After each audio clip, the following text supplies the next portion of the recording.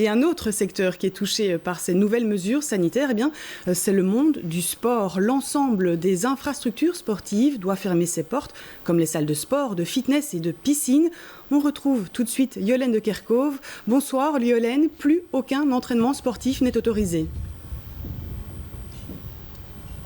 Oui, mais petite précision, plus aucun entraînement sportif n'est autorisé pour les plus de 12 ans. Cela veut dire que pour les moins de 12 ans, les cours de sport sont toujours permis. D'ailleurs, les stages de Toussaint, donc les stages de sport, sont toujours autorisés donc pour les moins de 12 ans. Alors, ces nouvelles mesures sont très strictes. Béa Diallo, vous êtes échevin des sports à XL.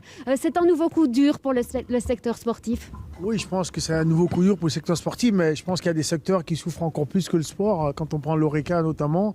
Et donc oui, effectivement, c'est un coup dur, mais en même temps, comme on dit, situation exceptionnelle, mesure exceptionnelle, donc il faut le faire. La situation est assez grave dans nos hôpitaux, il faut qu'on prenne des mesures exceptionnelles.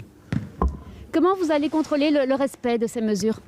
Je pense qu'ici, ce qu'on va faire, simplement, on va fermer le stade, on va fermer toutes nos infrastructures sportives et on laissera l'accès spécifiquement rien que pour les enfants. S'il y a évidemment des sports pour les enfants de moins de 12 ans et les compétitions qui sont interdites aujourd'hui, donc ce sera simplement des entraînements pour les enfants qui seront encadrés spécifiquement. Donc on va vraiment prendre le maximum de mesures pour que les gens respectent ça. Je pense aussi que les clubs sportifs et les fédérations vont évidemment jouer le jeu avec nous.